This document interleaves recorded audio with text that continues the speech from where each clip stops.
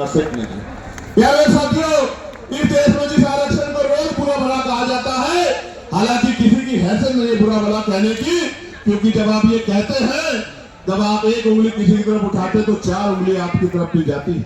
तीन उंगली एक अंगूठे का रुख भी आपकी तरफ होता है, जो आपको बताता है कि एक बार अपने गिरबान में भी झांकिए। जो लोग 10% आर्थिक आधार पर आरक्षण लेते हैं, संविधान के विरोध में जो आया है, वो भी आरक्षण पर सवाल खड़ा कर सकते हैं। किस आधार पर? किस आधार पर? जो लोग सदियों से आरक्षण का लाभ लेते आ रहे हैं, तमाम संस्थानों पर काबिज हैं, जिन्होंने कमजोर वर्गों के लोगों को उनकी दुख तकलीफों के बाद, उनके भूखे पेट के बाद, जब उनकी बच्चों को तन ढकने का अधिकार नहीं था, जिन्होंने उनके आंसुओं के बाद भी, जिनके मुंह से एक शब्द भी हाय का भी नहीं निकला कि इनके साथ गलत हो रहा, वो उनसे सवाल कर रहे हैं। नहीं, आपको कोई अधिकार नहीं सवाल करने का। अगर सवाल करना चाहते हैं तो अपने अंदर पैदा करिए कि आपके अंदर न्याय की क्षमता है, आप न्याय प्रिय हैं, पहले साबित करिए, फिर आके सवाल कीजिए, हम आपके सारे सवालों का जवाब देंगे। प्यारे साथियों, आरक्षण क्या जाति के आधार पर मिलता है? आरक्षण क्षेत्र के आधार पर नहीं मिलता है। आप जाके देखो, जम्मू कश्मीर में आरक्षण क्षेत्र के आधार पर मिलता है। आप जाके देखो, हिमाचल में आरक्षण क्षेत्र के आधार पर मिलता है। आप जाके देखिए, उत्तराखंड में आरक्षण क्षेत्र के आधार पर मिलता है। कौन कहता है जाति के आधार पर मिलता है?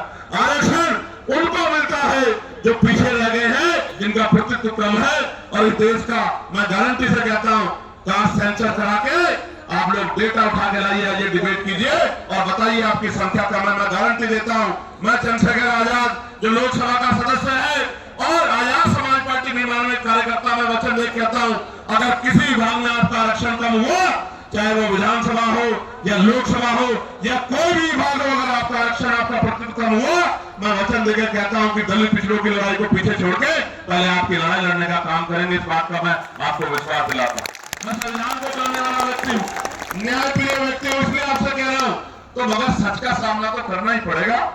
इस देश में अगर आरक्षण आया सबसे पहले तो 1902 में आया, जिसको छत्रपति साहू जी महाराज ने लागू किया, किसी और ने लागू नहीं किया। पूर्वी वंश के छत्रपति साहू जी महाराज ने लागू किया, उससे पहले तमाम न्यायप्रिय लोगों को था अवसर, उन्होंने लागू नहीं। इस देश में अगर वोटिंग राइट मिला, इस देश के बहुसंख्यक लोगों को, बालिग लोगों को वरिष्ठ मताधिकार मिला, सार्वभौमिक मताधिकार मिला, इसका श्रेय अगर किसी को जाता है तो वो बाबा साहब अम्बेडकर को जाता है। आपको इतिहास पढ़ना चाहिए। 1919 से पहले इस देश में बहुत कम % लोग वोट करते थे। मोंटेगो चेम्फोर्ड सुधार समिति बनी और सुधार समिति ने नए पैमाने तय किए कि वोट देने का अधिकार उनको मिले जो जमींदार हैं, जो भूमि जिनके पास बड़ी संख्या में है, जो लगान देते हैं, जो टैक्स देते हैं, जो बहुत पढ़े लिखे हैं, जो पूंजीपति हैं, जिन पर व्यापार है। आप इतिहास उठा के देखो, जिनको ने आंख ही या जिनको अपने अधिकारों का पता ही संविधान के आने के बाद लगा है, उनकी संख्या कितनी रही होगी, आप इस बात को महसूस करके देखें। तो इसलिए मैं कह रहा हूं कि कुछ भी मांगने से नहीं मिला। भारत ऐसा देश है जहां बाबा साहब अम्बेडकर ने जिस तरह आज हम इकट्ठा हुए, बहिष्कृत हितकानी महासभा के बैनर तले ज्ञापन दिया। उस ज्ञापन के बाद साइमन कमीशन भारत आया और साइमन कमीशन जब भारत आया, उनकी रिपोर्टों के आधार पर गोलमेज कॉन्फ्रेंस हुई और तीनों गोलमेज कॉन्फ्रेंस के बाद बाबा साहब अम्बेडकर ने यह सुनिश्चित करवाया कि कमजोर वर्गों के लोगों को भी वोट का अधिकार मिलना चाहिए।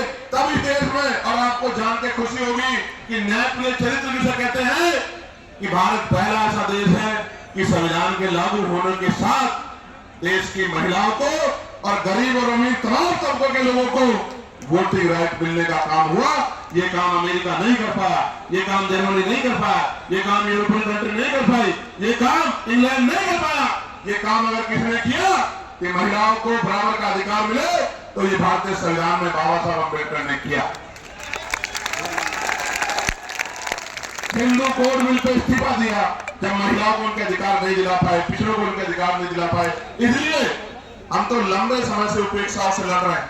मैं बात आपको क्यों बता रहा हूं जब हम चारों तरफ देखते हैं तो माननीय रामसूर वर्मा दिखाई देते हैं, संत रामदेव प्रजापति दिखाई देते हैं, माननीय काशी राम साहब दिखाई देते हैं, माननीय दीना महाराज वाल्मीकि साहब दिखाई देते हैं। जब हम चारों तरफ देखते हैं संत गाडगे जी महाराज दिखाई देते हैं, नारायण गुरु दिखाई देते हैं। जब हम चारों तरफ देखते हैं बाबू श्री दयाल चौरसिया दिखाई देते हैं, ब्रह्मानंद लोधी जी दिखाई देते हैं, अवंतिका भाई लोधी जी दिखाई देती है, जलकारी भाई दिखाई देती है, तमाम हमारे महापुरुष और वीरांगनाएं दिखाई देती है। ये सब कौन है? इन्होंने हमारी बस्ती में जन्म नहीं लिया, इन्होंने हमारे जिले में जन्म नहीं लिया, इन्होंने हमारे प्रदेश में जन्म नहीं लिया, मगर हम अपने माँ बाप से ज्यादा इनका सम्मान करते हैं और इनके सम्मान पे खून की बूंद बूंद लगा सकते हैं। इसका कारण क्या है आप जानिए? उसका कारण ये है कि महापुरुषों ने अपने बच्चों को भी पीछे छोड़ दिया, इन्होंने हमारे लिए अपना पूरा जीवन जिया। इनकी वजह से आज हमें अधिकार मिले। इसका मैं उदाहरण बताता हूँ। बाबा साहब अम्बेडकर ने अपने जीवन में 3 लोगों को गुरु माना। धार्मिक गुरु उन्होंने, न्याय गुरु के तौर पर उन्होंने महामानव तथागत बुद्ध को अपना गुरु माना। शिक्षा के क्षेत्र में उन्होंने राष्ट्रपिता ज्योतिबा फुले को अपना गुरु माना और अंधविश्वास पाखंडवाद को यानी कि विज्ञानवाद के तर्क के आधार पर बात करने के लिए उन्होंने गुरु कबीर जी को अपना गुरु माना। आप समझो, बाबा साहब ने राष्ट्रपिता ज्योतिबा फुले को गुरु माना, उनके दिखाए रास्ते पे चले, साहू जी महाराज के रास्ते पे चले, इसी वजह से वो सामाजिक न्याय की बात को मजबूती से रख पाए। कहां थे लोग जब इस देश में अस्टम टैक्स लिया जाता था? कहां थे लोग इस देश में जब विधवा विवाह रोका गया था? कहां थे जब सती प्रथाएं होती थी? कौन खड़ा था इस बात को लड़ने के लिए जब महिलाओं को जिंदा जला दिया जाता था? वही महापुरुष खड़े थे जो समझते थे कि हर व्यक्ति के जीवन का मूल्य क्या। प्यारे साथियों, बात मैं आपको क्यों बता रहा हूँ कि हमारे पार्टी के नेता ये बात कह रहे थे कि भाई चंद्रशेखर आजाद पिछड़े वर्ग के लिए मैदान में कोई नहीं आता। मैं उनको कहना चाहता हूँ कि आप पिछड़े नहीं हैं, आप हमारे भाई हमसे पिछड़े हुए हैं, आप पिछड़े नहीं हैं, हम सब लोग पिछड़े हैं। आप हमारा परिवार, हमारे भाई हो, बस पिछड़े हुए हो, हम पिछड़े को इकट्ठा करने के लिए और आप ही हर पीड़ित शोषित वंचित किसान कमेरा, वो चाहे बौद्ध हो, सिख हो, सामान्य जाति का भी कोई गरीब शोषित है, उसको भी हमारा अपना है, उसके लिए भी हम लोग खड़े। मुस्लिम समाज के लोग क्या हालत है आज आपने देश में देखा? मजारें गिर रही, खानकाह तोड़ी जा रही है, मस्जिदों में बुलडोजर चल रहा है। और अयोध्या में क्या हुआ? जिस व्यक्ति का आरोप लगा के उसका घर तोड़ दिया, उसको बंद रखा, कोर्ट ने उसको बरी कर दिया। अगर हिम्मत है तो मुख्यमंत्री माफी मांगे अपनी बात के लिए, जो बात उन्होंने असेंबली में खड़े होकर कही थी कि इस धर्म के लोग गुंडागर्दी करते हैं। मैं आपको खुद बताना चाहता हूँ कि सब लोग पीड़ित हैं, सब लोग पिछड़े हैं। अभी एक नौजवान साथी मुझसे मिला, मुझसे कह रहे भैया हमारा विषय उठाना। मैं पूछना चाहता हूँ, सरकार न्यायप्रिय है तो आप मुझे बताओ, 2025 जुलाई में सरकार ने जवाब दिया कि सेंट्रल यूनिवर्सिटियों में पिछड़े वर्ग के professor, assistant professor, associate professor की 80% रिक्तियां है। कितने परसेंट? 80% रिक्तियां। आदिवासी समाज की 83% रिक्तियां और शेड्यूल कास्ट की, अनुसूचित जाति की 65% रिक्तियां। मैं पूछना चाहता हूं, कोई भी डिपार्टमेंट तभी तो चलेगा जब उसको चलाने वाले लोग होंगे। जिस डिपार्टमेंट में, जिस विभाग में 80% पद खाली पड़े हैं, वहां कौन हमारी पीड़ा को सुन रहा है? जब हमारा आदमी वहां है ही नहीं तो हमें न्याय वहां कहां से मिल सकता है? 45 सेंट्रल यूनिवर्सिटियों में 38 जो है, जो वाइस चांसलर है, कुलपति है, वो सामान्य जाति के हैं। हमारा विरोध ये नहीं है कि सामान्य जाति के हैं, हमारा विरोध ये है कि 45 में से 38 कितने परसेंट रहता है कि SC, ST, OBC के लोगों में काबिलियत नहीं है? किस आधार पर आप ये बात कहना चाहते हो? एक SC का, एक ST का, 5 OBC समाज के जिनकी संख्या 52%, उनको 12% भी नहीं मिल रहा, इसलिए आंदोलन करना पड़ता है, इसलिए यहाँ आना पड़ता है। हम तो जानते हैं, मैं आपको इस मंच से कह रहा हूं, फिर कह रहा हूं, याद करो फूले साहब को, याद करो साहू जी महाराज को, याद करो पेरियार को, याद करो रामसूर वर्मा जी को, याद करो बाबू जगदेव प्रसाद कुशवाहा जी को, याद करो जगदीश कपूर ठाकुर जी को, याद करो ब्रह्मानंद लोधी जी को, याद करो संत रामदेव प्रजापति जी को, याद करो श्री दयाल चौरसिया जी को, याद करो। और मैं आपको भी कहता हूं, मुस्लिम समाज के मेरे भाइयों, कि अगर सर सैयद अहमद खान नहीं होते तो एक यूनिवर्सिटी भी आपके लिए नहीं बनती। आपको आइडिया नहीं है, कोई आपको पूछने वाला नहीं है। और अगर आपके यूनिवर्सिटी नहीं होती, आपको तालीम नहीं मिलती, तो आपको इस देश के सिस्टम में आने का मौका ही नहीं मिलता। जब आप डॉक्टर इंजीनियर, IAS, IPS, वकील नहीं बन पाते, तो आपको कलम में ताकत नहीं होती, आप कहां से किसी का भला कर पाते? आप तो अपना भला भी नहीं कर पाते। आपने देखा उनके बाद दो लोगों ने यूनिवर्सिटी बनाने का काम किया, दोनों के परिवारों का क्या हाल है? आलम भाई के परिवार का क्या हाल है आप देखो, और इकबाल भाई के परिवार का क्या हाल है सहारनपुर में आपने देखा। अगर वो कोई व्यापारिक वो बना लेते तो कोई दिक्कत नहीं थी, यूनिवर्सिटी बना के पढ़ाओगे, उनको सिस्टम में लाओगे तो लड़ाई हो जाएगी। बस बात नहीं, मैं आपको ये बता रहा हूं मेरे प्यारे साथियों, प्रदेश का देश का कोई डिपार्टमेंट उठा के देख लो, अगर आप बैकलॉग ढूंढोगे तो मैं लिख के देता हूं कि अगर बैकलॉग भरा जाए तो आज ही 5, 7, 10 lakh schedule caste schedule tribe backward के लोगों को नौकरी, सरकारी पक्की नौकरी मिलने का होगा। लेकिन इन सरकारों ने क्या कर रखा है, इन्होंने ठेके सुविधा पे अपने लोग रख रखे, कम पैसे में लोग रख रखे, जो लोग रख रखे उनको पूरा पैसा नहीं मिलता, कॉन्ट्रैक्चुअल जॉब दे रखी है, क्योंकि आरक्षण ना देना पड़े एससी एसटी ओबीसी के लोगों। इसलिए मैं आपको कहना चाहता हूं, ये जो यूजीसी आया मैं इसका धन्यवाद करूंगा गाइडलाइन का। इसके आने से कई लोगों के चेहरे बेनकाब हुए जो कहते थे हम सेकुलर हैं, हम आजाद समाज पार्टी के प्रोटेस्टर से मेरा अनुरोध है कि ये अपने झंडे वंडे जो है साथ लेके सड़क पर मार्च करते हुए ना जाए। ये जो सामाजिक व्यक्ति बोल रहे हैं अपने ऑर्गेनाइजर के पास जमा करा के बांध दिए, मैं उनसे आग्रह दुनिया करूंगा में ऐसे लहराते हुए सड़क पर मार्च करते हुए नहीं जाए। ये बीच में ना अपनी बात को रखे, और ये भाषा शैली सुधारे, झंडे वंडे नहीं होते हैं, ये झंडा हमारा सम्मान है।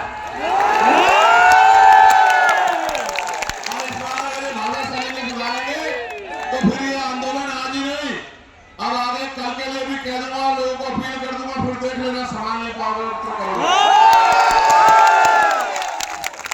प्यारे साथियों, मैं आपको कुछ और कहना चाहता हूं, गौर से सुनो, इन बातों पर ध्यान मत दो। ये तो पुलिस के भाई है, एडमिनिस्ट्रेशन के भाई है, सरकार के हिसाब से काम करते हैं, हमें इनकी मदद लेनी, हमारा इनका कोई झगड़ा नहीं। आप गौर से सुनो मेरी बात को। कई लोगों के चेहरे बेनकाब हुए, कई पार्टियों के चेहरे बेनकाब हुए, कई नेताओं के चेहरे बेनकाब हुए, कई सामाजिक संगठनों के चेहरे बेनकाब हुए, और सबसे ज्यादा बेनकाब अगर कोई नारा हुआ है तो वो नारा है जो नारा लग रहा था कि जात पात की करो विदाई, हिंदू हिंदू भाई भाई, वो नारा भी बेनकाब हो गया, वो नारा झूठा था। अगर वो नारा सच्चा होता तो मैं पूछना चाहता हूं कि जब मंडल कमीशन की बात आती है, जब एससी आयोग की बात आती है, एससी एक्ट की बात आती है, जब यूजीसी की नई गाइडलाइन की बात आती है, तो आप आंदोलन क्यों करते हो हमारे खिलाफ? क्यों हमारे खिलाफ आंदोलन करते हो? क्यों आप हमारे खिलाफ आंदोलन करके सड़कें जाम करने का काम करते हो? क्यों आप आंदोलन करके जो कहते थे कि प्रधानमंत्री हिंदू हृदय सम्राट है, उसी प्रधानमंत्री को बताओ कहां गया, नहीं कहा, कैसे कैसे शब्दों से नवाजा गया। तो जिस प्रधानमंत्री के राज में आपको ईडब्ल्यूएस मिला, उन्हीं प्रधानमंत्री को जब एक आपको काल्पनिक ऐसा लगा कि भाई हमारे बच्चों के ऊपर जो है जांच बैठ सकती है, उन पे जो है उन पे मुकदमा दर्ज हो सकता है, सिर्फ काल्पनिक, कोई मामला सामने नहीं आया। हम पे तो उदाहरण है, मैं बताऊंगा पूरी बात में, हम पे उदाहरण है, कोई मामला सामने नहीं आया तो आप आंदोलन करने चलाए। क्योंकि जब भी मंडल कमीशन कहां से लोगों के खिलाफ था, मुझे बताओ। अगर मेरे भाइयों को कुछ मिल रहा है और मैं विरोध कर रहा हूं तो मैं कहां से उनका भाई हुआ, आप मुझे बताओ। देखो बहुत कुछ बेनकाब हुआ।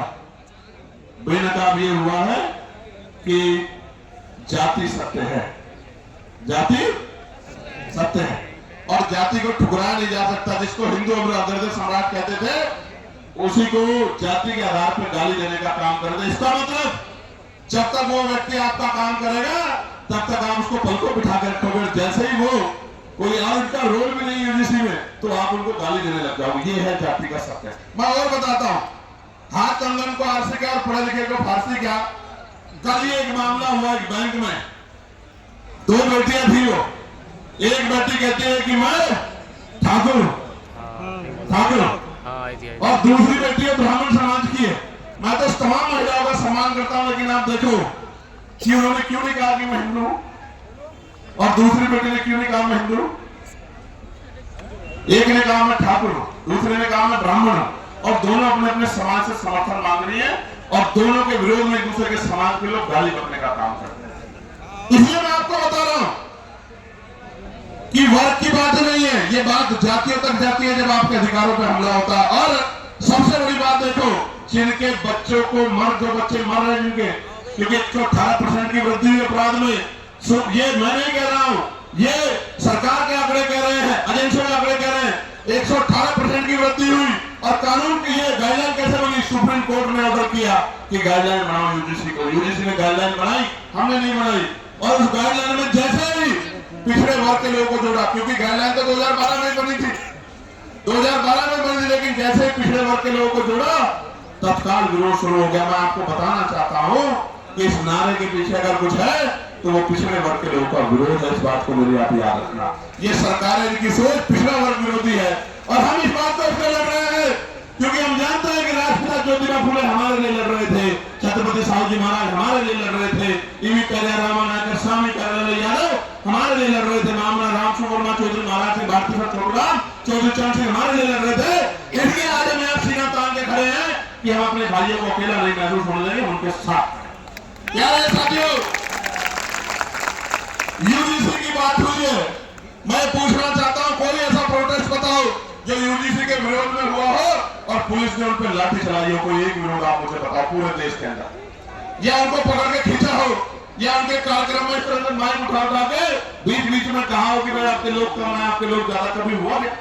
लेकिन जैसे आप लोग आंदोलन करने हैं, कहा बीएचयू में, कहा गोरखपुर यूनिवर्सिटी में, कहा लखनऊ यूनिवर्सिटी में, कहा जेएनयू में, कहा डीयू में, आपको पीट भी रहे हैं और पीट के उठा के बंद भी कर रहे हैं। क्योंकि जो समाज प्रभावी होता है, जिनके पास मीडिया होता है, जिनके अधिकारी होते हैं, जिनकी एजेंसियां होती हैं, जिनके पास वॉइस होती है, उनकी छोटी से छोटी बात भी लाखों मील तक दूर जाती है। और जिनकी आवाज नहीं होती उनको हत्या करके लटका दिया जाता है।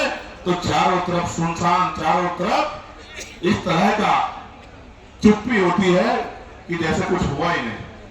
इस देश में क्या नहीं सामने, क्या नहीं सहा इस देश में। हमने लक्ष्मणपुर बातें कांड सुना जहां हमारी मां के पेट चीर के और जो बच्चे थे पेट में उनको निकाल के तलवार की नोक पे खड़ा कर दिया। क्या नहीं देखा हमने देश में? इधर के दलित और पिछड़े मुसलमानों आदिवासियों में क्या नहीं कहा? कितने दंगे, कितने जुल्म, कितनी लाशें हमारी जो है, क्या क्या क्या बयान करूं मैं, क्या क्या नहीं सहा देश में? कितने दंगे, कितने एनसीआरबी का डेटा क्या कहता, कितने बच्चों की कत्ल रुकती है? मैं कहता हूं सार्वजनिक करो, रिकॉर्ड उठा के बताओ कि जिन बच्चों की 1 लाखों की संख्या में कत्ल रुकती है, किस समाज की, किस समाज के? बताओ समाज को, क्योंकि ये समाज से हुआ है। इनको नहीं पता कि रोज इनकी बच्चियों को, बेटियों को कहीं ना कहीं प्रदेश में, देश में जुल्म जाति का शिकार होना पड़ रहा है। और जब न्याय मांगने जाते हैं तो लाठियों से स्वागत होता है, अपमानित गाली दी जाती है। इसलिए मैं कह रहा हूं कि ये नारा तार्किक नहीं है, जो नारा लगा के आपको लंबे समय से बेवकूफ बनाया जा रहा है। ये नारा तार्किक होता तो मैं गारंटी देता हूं कि यूजीसी गाइडलाइन के खिलाफ कोई आदमी सड़क में नहीं आता। वो कहता कि यूजीसी गाइडलाइन, अच्छा डर कौन, डरेगा कौन? कानून कितने हैं इसमें? 302 है, 304 है, 308 है, 307 है, कितने कानून है? इतने कानून बने हुए हैं, हर कानून का दुरुपयोग हो सकता है। कोई दुरुपयोग का एक तो मामला था 2012 से SC/ST के उसमें गाइडलाइन बनी हुई है।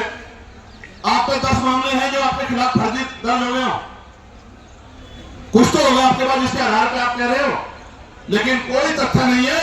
एक ही तथ्य है कि हमें अपराधी मान ले। हम कहां अपराधी मान रहे हैं भाई? हम कौन है अपराधी मानने वाले? कन्वेंशन रेट कहता है कोर्टों का।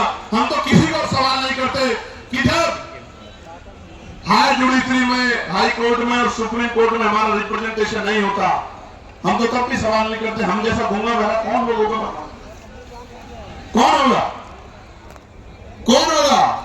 हमसे ज्यादा सीधा सच्चा व्यक्ति तो इस देश में कोई भी नहीं होगा जो जुल्म भी सहता है और चुप भी रहता है। जानवर भी अपने हक के लिए लड़ते हैं, हम लोग तो अपने हक के लिए नहीं लड़ पाते। हमसे ज्यादा सीधा भोला कौन होगा? और इसी भोलेपन का फायदा लंबे समय से उठाया जा रहा है। प्यारे साथियों, इसका एक उदाहरण बताता हूं कि क्यों लड़ना पड़ता है। मध्य प्रदेश में 90 के बाद, जब मंडल कमीशन के बाद आरक्षण लागू हो गया पिछड़े वर्ग के लोगों को, तो आज भी वो भैया खड़ा है। 13% आरक्षण वहां जो संवैधानिक 27% मिला है, उसमें से भी 13% मिलता है। वो रोज आंदोलन करते हैं। यही सुप्रीम कोर्ट उस मामले को, फाइल को पीछे दबा के रखता। क्यों नहीं सुनता?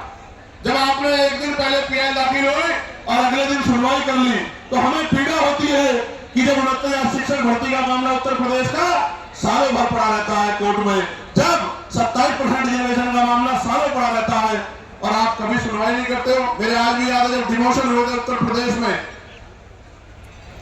एक पूर्व की सरकार थी, जब उनके निगरानी में डिमोशन हुए थे, इसी सुप्रीम कोर्ट ने कहा था कि पहले डिमोशन कराओ उसके बाद हम सुनेंगे। मैं पूछना चाहता हूं, जब हमारे हकों की बात आती है तो क्यों चुप्पी थाम लेते हो आप? हम तो उम्मीद लगा के बैठे कि आप न्याय के देवता हो, आप न्याय की मूर्ति हो, आप न्याय करोगे।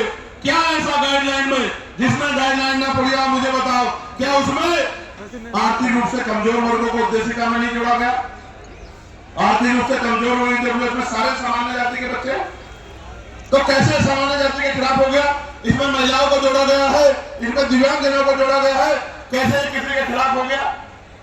और कहा गया कि भाई इसमें नोटिफिकेशन में ये नहीं रखा कि सामान्य जाति के प्रतिनिधि होंगे। मैं कहता हूं 38 जब कुलपति सामान्य जाति के हैं तो आपका रिप्रेजेंटेशन कौन कर रहे हैं? जब इतना बैकलॉग है ओबीसी एससी एसटी का, तो आप हमें तो गारंटी देता हूं, जो समता समिति बनेगी बनवा लो, ओबीसी के एसटी के प्रोफेसर नहीं मिलेंगे आपको स्टैंड में, सीनियर प्रोफेसर मिलेंगे नहीं। मेरा चैलेंज आप चेक करवाओ। तो इसलिए मैं कह रहा हूं प्यारे साथियों, मंडल कमीशन आया था, मंडल कमीशन 2 सिफारिशें लागू हुई, अभी बाकी सिफारिशें चुप भी हुई। कभी कोर्ट को नहीं लगता कि ये सिफारिशें लागू होनी चाहिए, कभी नहीं लगता, कभी नहीं लगता। और निजी क्षेत्रों में हम लोग पार्लियामेंट में बिल लेके आए, प्राइवेट नंबर बिल के निजी क्षेत्रों में एससी एसटी ओबीसी के लोग को आरक्षण मिलना चाहिए। क्यों मिलना चाहिए भी सुनो। निजी क्षेत्र बनता कैसे है?